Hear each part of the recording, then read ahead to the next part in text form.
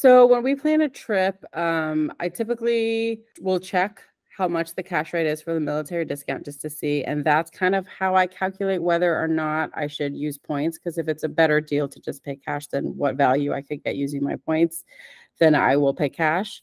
But typically when we do big trips, like we flew business class to France last year, we use points for that. Hey there, points people! You just heard a clip from Crystal from Military Family Perks. Crystal is a military wife and mom of 3. Her husband joined the Navy in 2008, and she's been finding ways to save money using military deals and discounts since then. In this episode, Crystal and I discuss perks for service members, including waived credit card fees, getting access to TSA PreCheck for free, and discounts on flights. Crystal also discusses getting discounted stays at Hyatt hotels, and you can earn extra points on your spending at Hyatt hotels with the World of Hyatt credit card, whether or not you're in the military.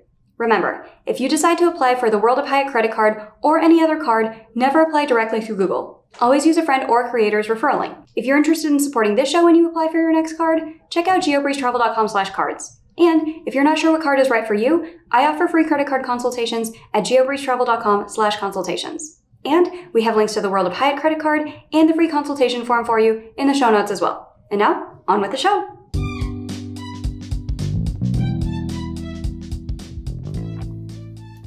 Welcome to the Geobreeze Travel Podcast, a show for anyone wanting to level up their travel hacking lifestyle.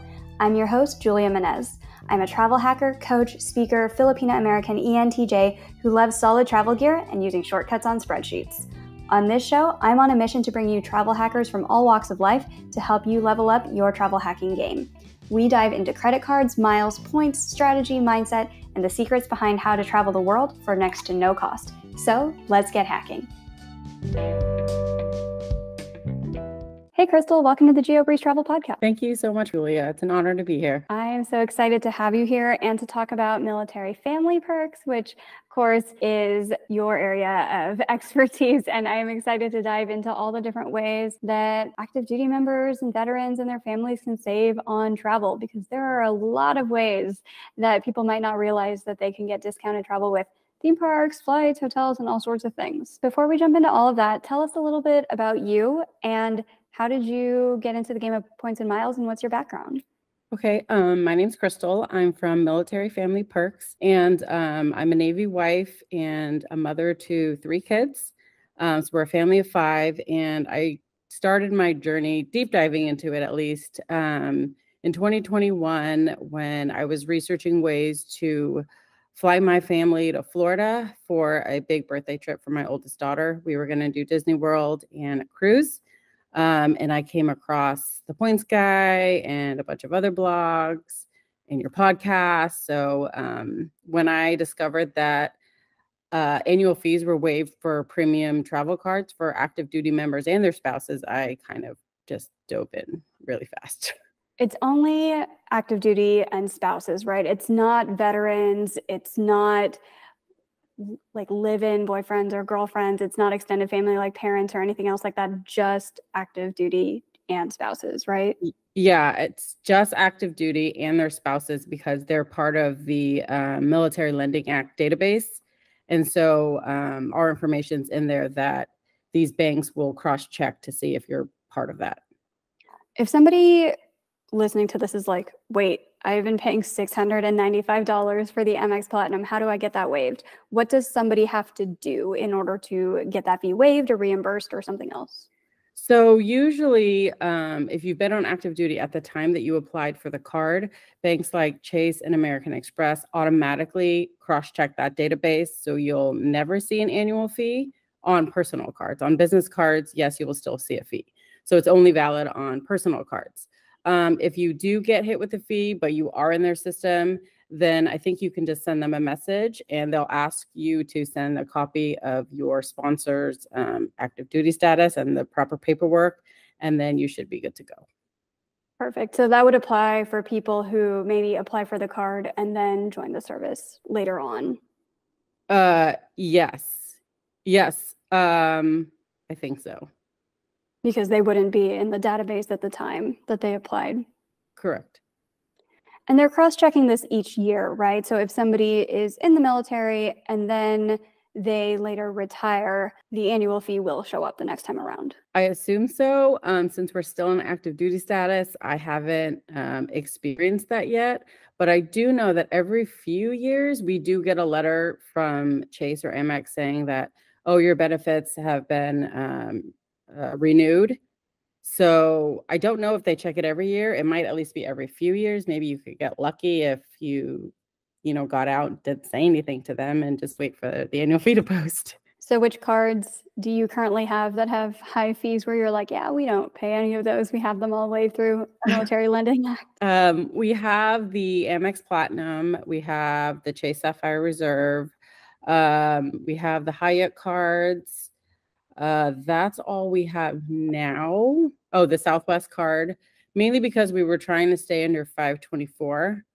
But since it's for both of us, we each get the same credit, not as an authorized user. So like my husband will have a card and I'll have a card. Like he has his own Sapphire Reserve. I have my own Sapphire Reserve. The 550 is waived for both of us. We both get that $300 travel credit and all the benefits that come with it. Same with the Platinum. That's amazing. Yeah, it's awesome. So right off the bat, saving thousands of dollars on annual fees and getting to take advantage of all of those credit card benefits. What else can people get with military perks? So if you're an active duty member, you can get free TSA PreCheck without having to go through the enrollment process. Usually you have to enroll online and you go to a center and they interview you and fingerprint you and do all that. But if you're active duty, you're already kind of in that system. So all you have to do when you are booking your ticket is give them your DOD ID number, and then it'll automatically go into the system and you'll be able to go through the PreCheck line without issue.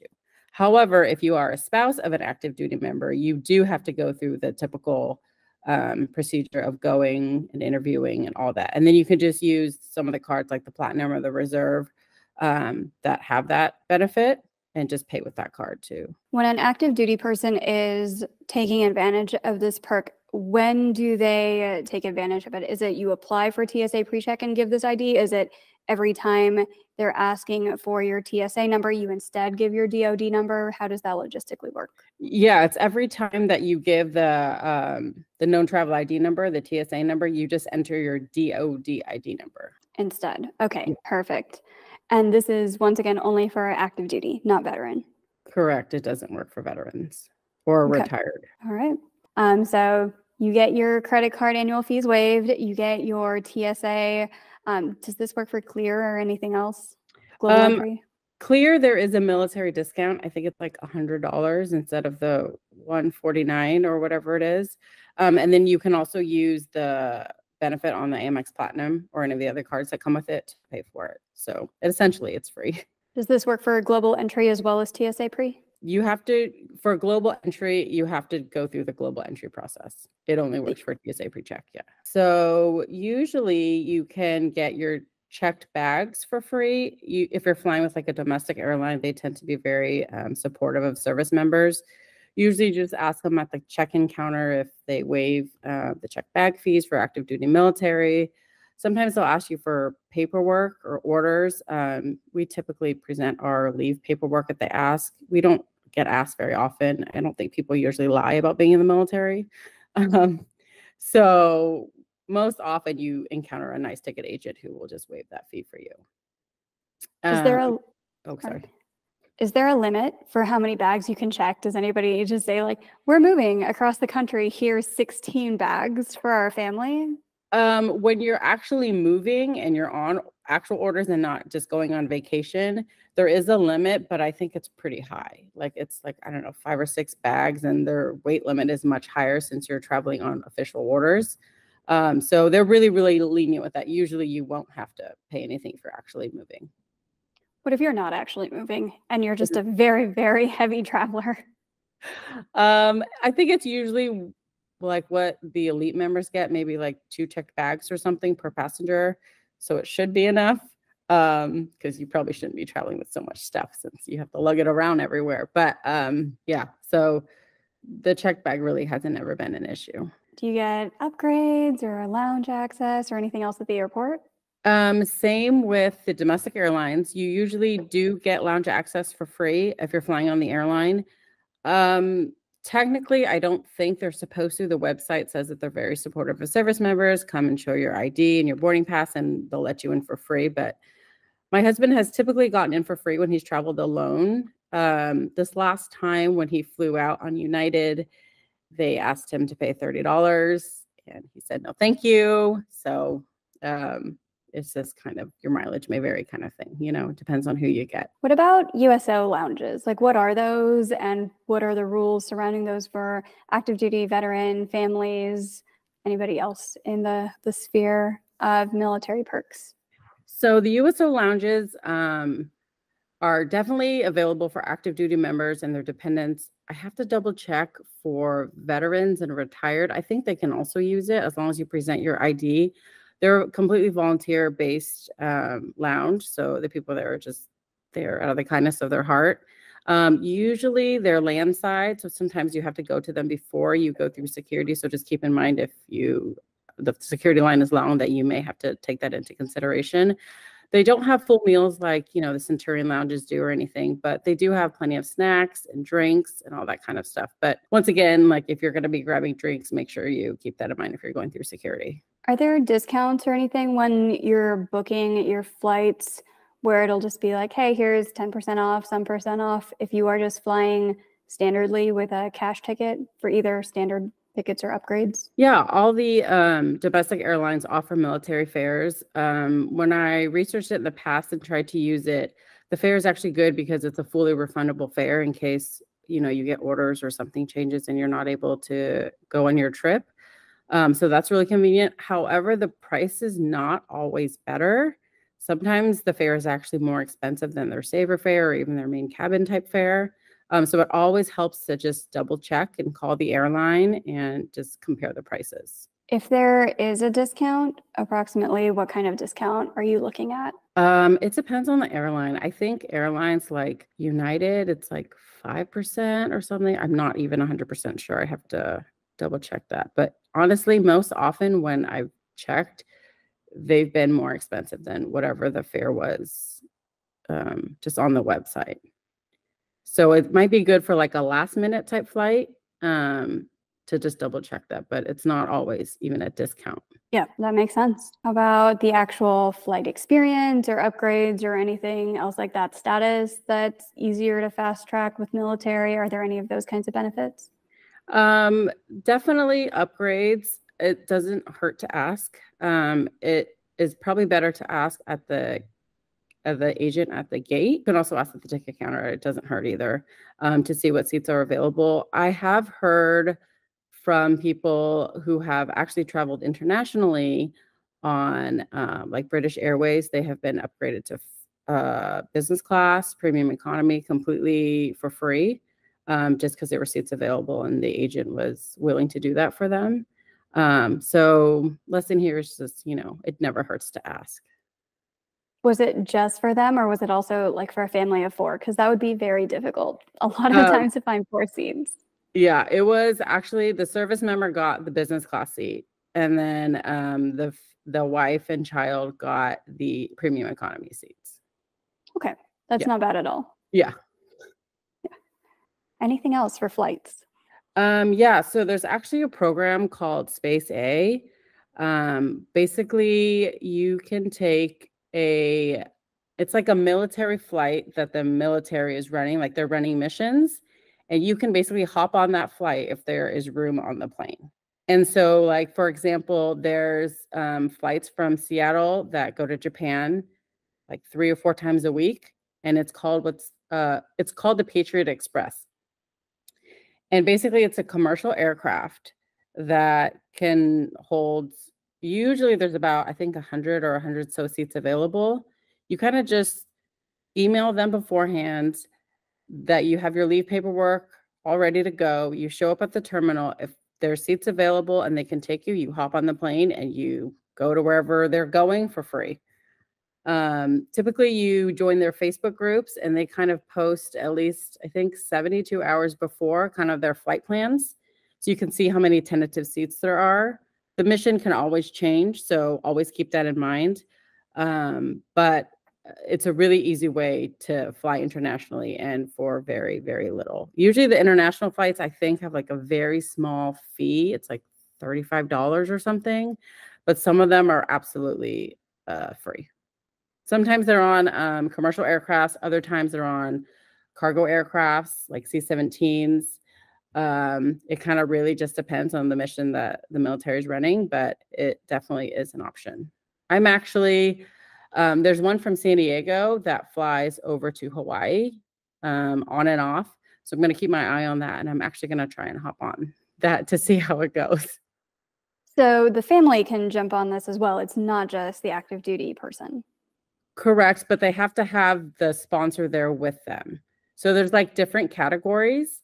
And like the first category, I think, is like if it's the active duty member and it's an emergency or something, and there's different categories. Basically, if you're an active duty person just going for like leisure on leave, you're a category 3, and it goes all the way down to retired, who's category 6. And so they go basically in the time, they choose you based on the order that you contacted them. So whoever contacted them first gets priority, in addition to the category that you are, to get the seat. And if not, you have to wait around either a couple days or take, a commercial flight or pay out of your own pocket or use points for a flight if you really need to get somewhere. So you're not allowed to take this without your husband there. Correct. I think I can take it if he's deployed and has been deployed for a certain amount of time, and there's certain paperwork that comes with it, but it gets a little more complicated, I think. Are these well known for everybody who's in the military, or is somebody from the military probably listening to this and being like, wait, what? I can go to Hawaii for free? I think some people know and some people don't. I didn't know about them for a while. Like, I think my husband had told me once, and I was like, yeah, okay. But it just didn't sound fun, and just waiting around a terminal, and you never know like what their schedule is, and their schedule can change. And especially with kids, it's a little bit harder when, like if you're waiting in a terminal for like 3 days, it's not very fun. But I think, I don't know, maybe 50%. 3 days? Yeah, because the schedule changes. They may scrap the mission and then have to wait 3 more days before they actually fly it for whatever reason. So you just have to really, really be flexible if you're going to do it. How do you normally approach this? Do you just have a lot of hotel nights banked up where you're staying at an airport category 1 hotel, or how do you approach this type of flight scenario? Since it sounds like a really great deal, but like you mentioned, you have to be super flexible with it. Yeah. I think if it was me and I was trying to fly, let's say go from Seattle to Japan, that flight route is pretty consistent. So what I would do is I would fly up there. I would get a few hotel nights. You could use points if you like. There's on-base lodging that's usually pretty affordable, I think, to just wait it out there and then, go check in the day of to see if there's anything. It helps now that there's, Facebook groups and stuff like that they can actually post a schedule. It's a little easier to see. You can actually call them and talk to them. So that helps. But I would definitely have hotel nights booked if you are thinking about doing that. Most of the time you have to pay a fee if you cancel those for regular people. Is there any kind of leniency on that because of this situation with military, or do you still just have to pay the cancellation fee if you get a hotel just in case, and then you're like, we got our flight? I think you kind of just have to pay the fee, but you could always ask. Yeah. I've forgotten to cancel a hotel room before, and all I did was just call and ask and explain the situation, and usually they're pretty understanding and they're willing to help you out. So you can usually get it reversed, but no guarantees. You could also just do the thing where you move it to a really far out date, because they don't charge you the fee if you reschedule. So then you just move it to 3 months out, wait a week, cancel it then, and then you don't have to pay the fee. Yeah, that's a good one. So speaking of hotels, should we move on to hotel perks, or is there anything else when it comes to flights? I think that's all for flying. So we could probably move to hotel. Yeah. What are the hotel discounts and perks and other things that military members would have access to? I mean, all of the major chains have military rates. They have, just like they have a AAA rate, they have a government or military rate. Hyatt is one of our favorite hotel chains. But we've been able to get the military rate in Hawaii, like at the Hyatt Regency. It was like 200 and something last year when we went. And before that, when my aunt was going, it was like $400 or $500 a night. So it helps to be able to just check it. It doesn't hurt. It's literally just like a little click. And then there's also I think it's called the Vacation Club. So like, for instance, in Hawaii, there's a hotel called the Halikoa, which is a military-only hotel. And the pricing is based off your rank. So a lower enlisted person would pay maybe like $100 or $120 a night for an ocean view room, whereas someone who's a little higher ranking would pay like $230 a night. But it's still very reasonable compared to all the other hotels out there. I know that they have one in Hawaii. They have one in Korea, and I think Germany, and a few other places where it's just like a military only hotel. And that, I think, retired can also take advantage of those benefits as well. It doesn't have to be active duty. That's cool that the lower ranking would have a deeper discount, since obviously they're paid a lot less. Yes, yes. It's really nice that they do it on the sliding scale like that. When you are staying at a hotel using military discounts, are there ever promos where those rates are excluded? Like if you're trying to go for a Marriott 2X night promo, or like a Hyatt mattress run to Fast Track Globalist or something like that, or just get a whole bunch of elite nights or bonus points or something. Do these military rates usually qualify, or are they disqualified from those? We've never had an experience where they did not qualify. Typically, when my husband has to go out to do some type of training or like a TDY or a TAD, and he has to go through their travel system to book the hotel. I know typically, like with Hyatt, you have to book direct with them. What are those acronyms that you just said? Oh, I don't even know what they stand for. I just know that they're like ones they go on when they go to short trainings away from home. So when they go through the booking system, typically for hotels like Hyatt, to receive a qualifying night, you have to book directly with Hyatt. However, if you book through the defense travel system, it still will count as a qualifying night. And the spend, if you put it on your card, it will count.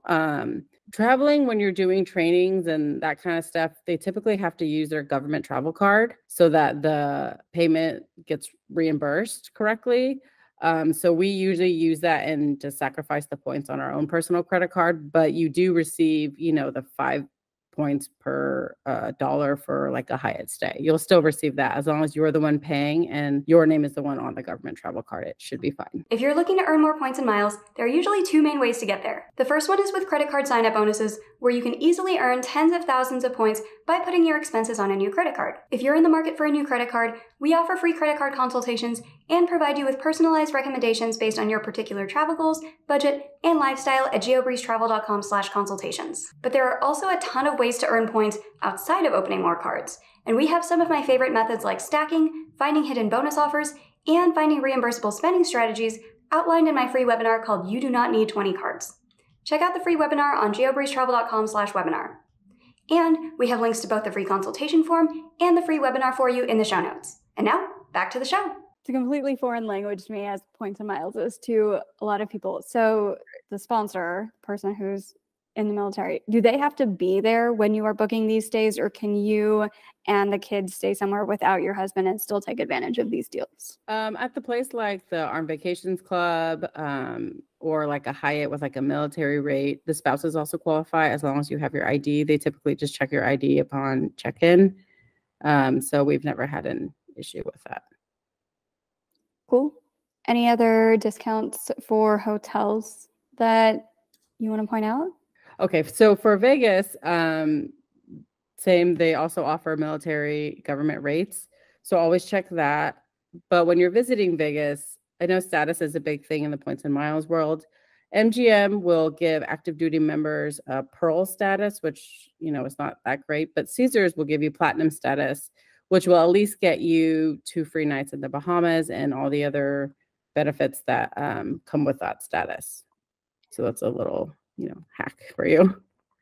And it's 2 for the active duty person and 2 for the spouse, right? So you could each sign up for this and get 4 nights in the Bahamas and just put your nights together. Does that still work? Yeah, I think that still works. I think the 2 nights is actually when it's kind of peak time, because I think the way Caesars works is it's like a few months where you can get 2, but otherwise you can get 5.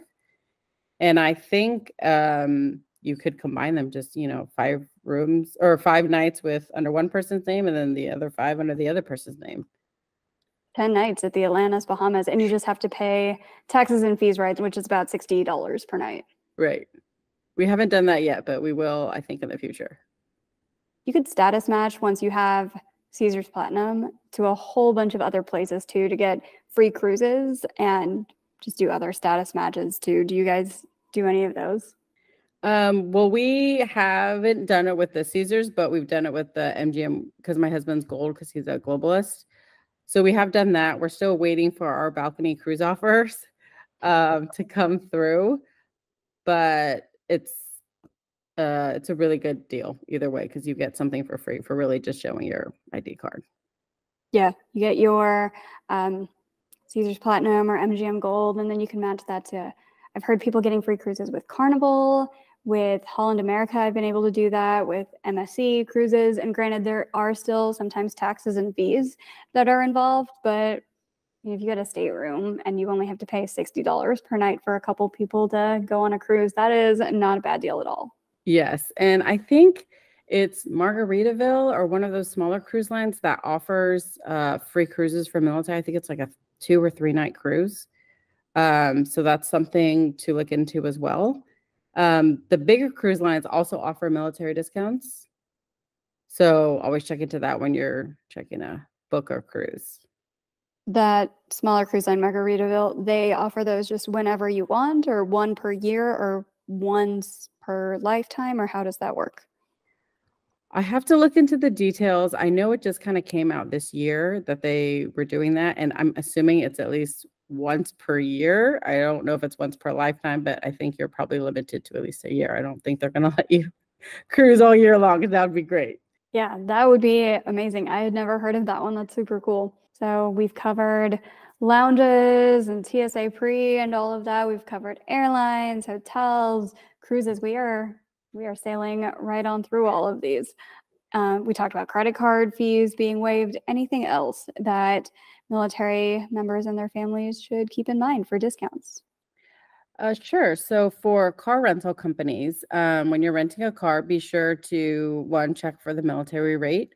Hertz is a really good one. They have the rental code for the discount, which is 157299. You can use that code and it'll not only discount like electric vehicles. I know they have Teslas and stuff, but you can get a regular large sedan for a family of 5 for like $40 a day. And then you can also use your President's Circle status that you got from your Amex Platinum that you got for free, and then upgrade to a nicer car when you go to pick up the car. So that's like a little trick where you could basically pay $40 for a nice car. And so you just type that code in when you're booking on Hertz, and then you show your military ID, up the car, and all set to go. And I assume that if anybody listening to this podcast types in that code and shows up with not a military ID, you do not get that discount. Don't try to do that. Yeah, don't try to do that, because they will check your ID. Yeah. All right. So this is just a Hertz thing, right? Not for other rental cars?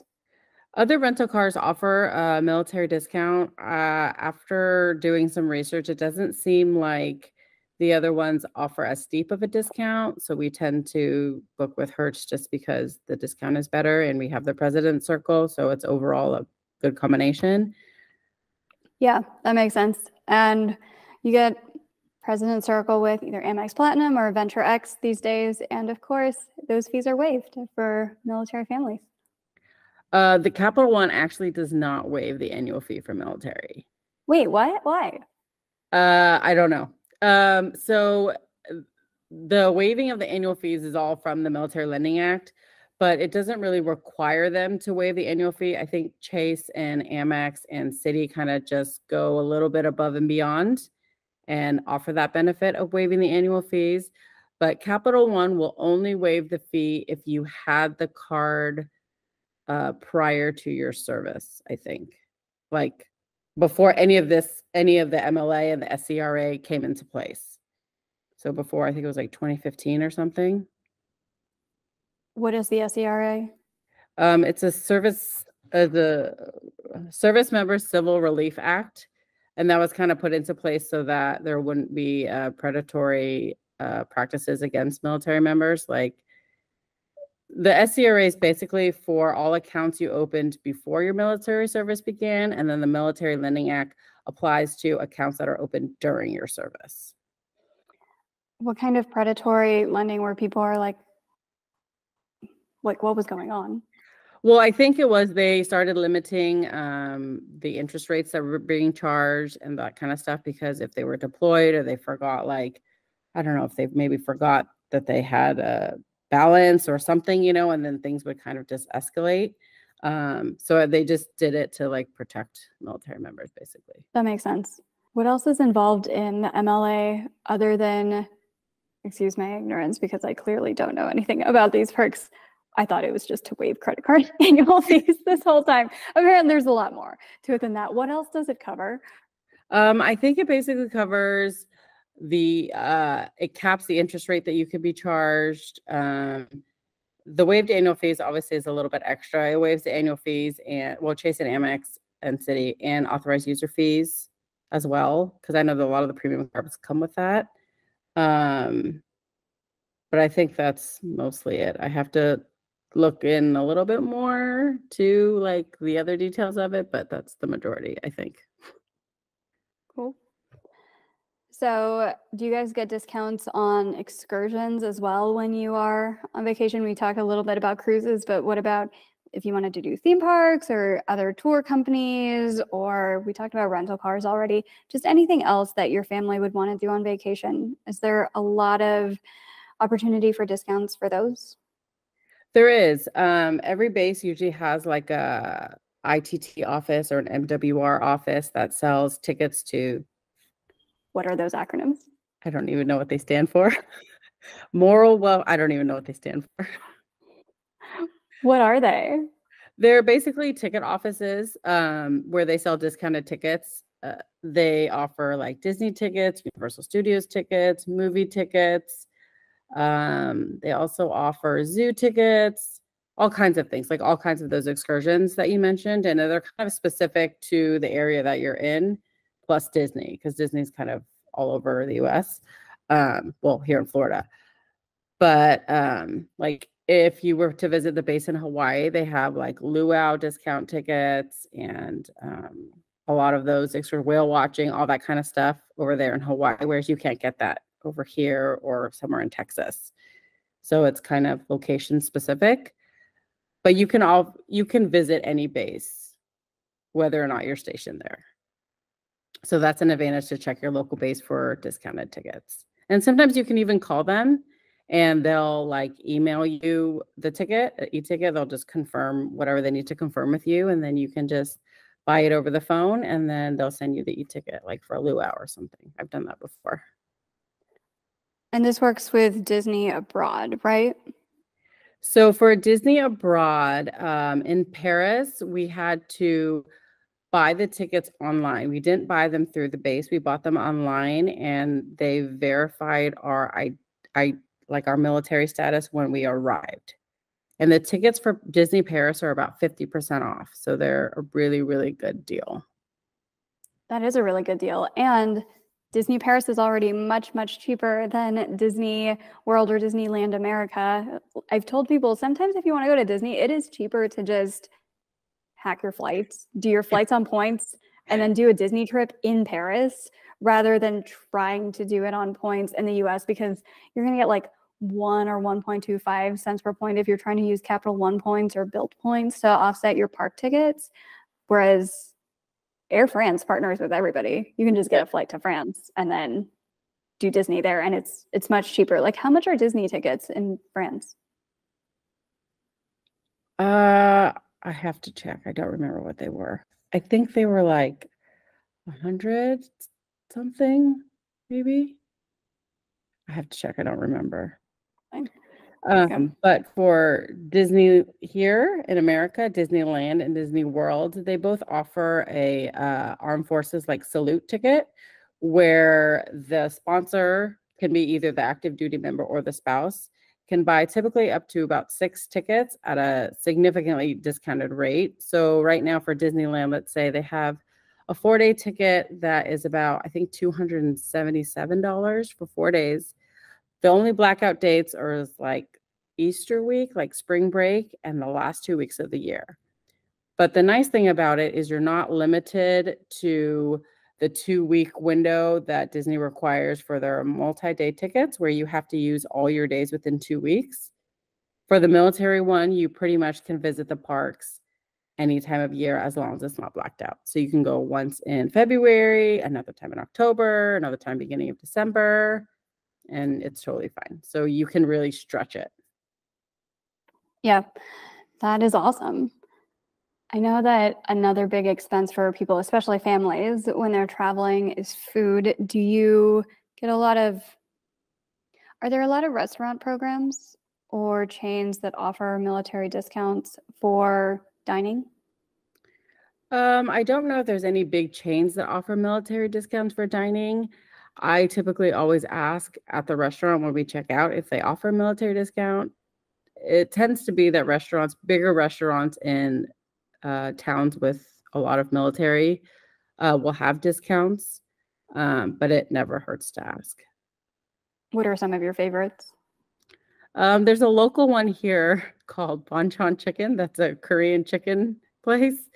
They offer 10% off, I think, every Wednesday. So it's a great way to save some extra money. And for everybody who doesn't know, where are you based out of? We're based out of San Diego. I've had Bonchon.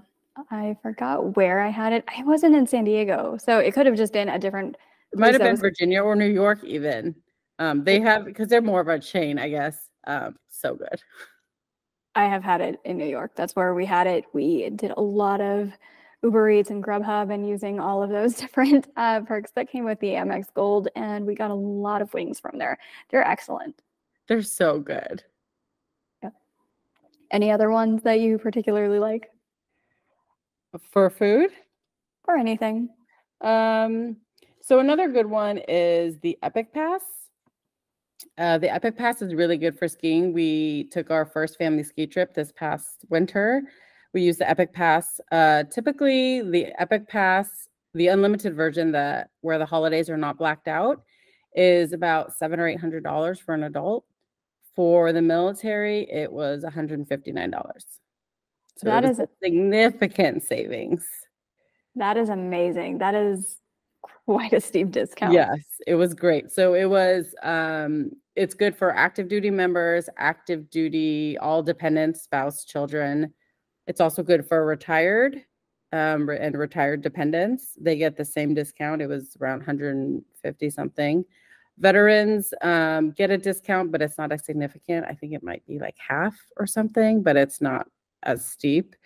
But it's great because you can use it year round. You can use it at all the resorts that it's valid for. I know we went to Beaver Creek, so that was a really fun trip. And I think also the Icon Pass has a discount, but it's not as steep either. But I think it's about 800 instead of like 1,000, I want to say.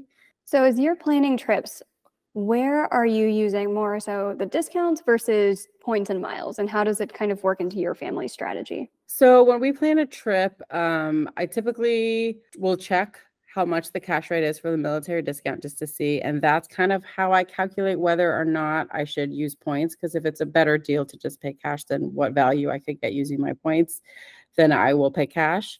But typically when we do big trips, like we flew business class to France last year, we use points for that. We use discounts, military discounts for the hotel and the Disney tickets, of course. So we kind of have to look at both and just kind of compare and then decide if it's worth the redemption. How are you earning most of your points? I assume you don't have huge expenses that you're putting on cards every year. I don't have huge expenses. We definitely are opening cards, so sign-up bonuses are key, especially with the waived annual fees. Often family or friends will ask us to buy Disney tickets for them or Big Bear tickets for them or, tickets to a sporting event. And then I'm able to put that on my card. And so that helps a lot to help meet that minimum spend. Do you get discounts to sporting events? Yeah, sometimes the local teams will offer tickets to the base. Sometimes they're free, sometimes they're just discounted. And so it kind of just depends on what you get. But yes, we do get discounts. Was it super sad for you guys when the Chargers moved? It was really sad. My husband was a big Chargers fan. He still is, but he's still a little bit mad at them, but we still go to the games and watch the games and stuff. So yeah. I was like, what are the major sports teams in San Diego? Not the Chargers. just the Padres really is all that we really have left. And they did really well last season. So I was like, do you guys have like a basketball team or do you have an MLS soccer team? We have a women's soccer team here, the Wave. Okay. Yeah. I was like, yeah, I don't think there's a lot going on in San Diego for sports anymore, unfortunately. It's sad, but there's still a lot of Chargers fans here, I know. Yeah, for sure.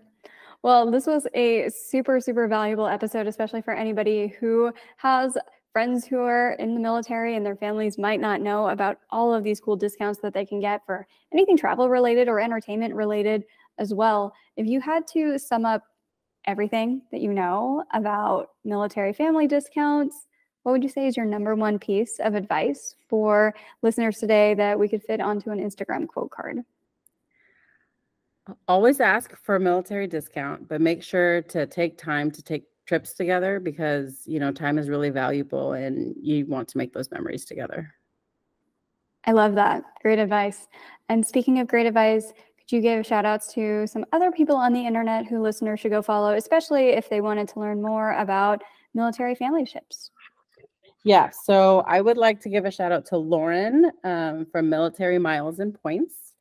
She's a great person to follow. She does a lot of the travel hacking for military. She is a big Marriott person, so she knows a lot more about Marriott than I do since I'm a big Hyatt person. And also Chelsea with Camouflage Perks. She's another military wife that tries to take advantage of all the discounts that she can and travel with her family using points and miles too. Perfect. And where can we find you on the internet? You can find me on Instagram at Military Family Perks. And I'm also on TikTok, but not nearly as active. Oh, perfect. Thank you again, Crystal, so much for joining us today on the podcast. This has been hugely valuable. I also really appreciate all the research that you did. I don't know if people can tell on the YouTube video or anything, but she has like a packet of I looked up all of these accounts. She came prepared. So I applaud you so much. Thank you for providing all of this value to our audience. Thank you so much for having me, Julia.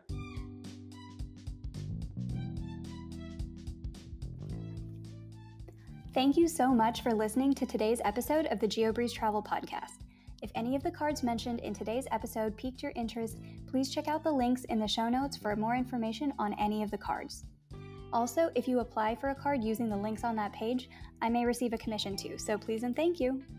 P.S. I hear the links work better in Internet Explorer or Safari, and sometimes the credit card applications tend to glitch out in Chrome.